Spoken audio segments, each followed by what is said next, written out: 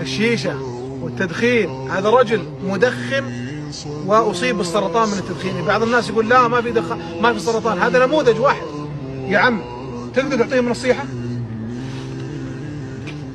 ما يقدر يتكلم ولا حرف.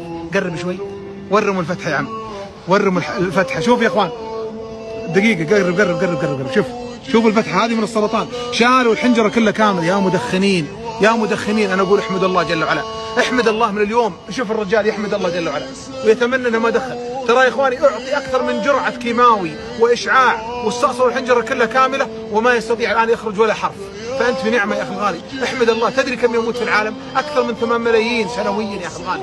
المملكة هنا في بلادنا الحبيبة ينفقون على المصابين بالسرطان من التدخين الالاف المؤلفة. يموت عندنا في المملكة الالاف المؤلفة. فاذا كان عندك يا اخي الغالي حرارة في اليدين او تعرق او حرقان او كتمة في الصدر او حموضة في المعدة او مثلا ضيق في التنفس او حرارة في البول، فاعلم يا اخي الغالي انها قد تكون مؤشرات خطيرة وبوادر خطيرة. من اليوم وقف.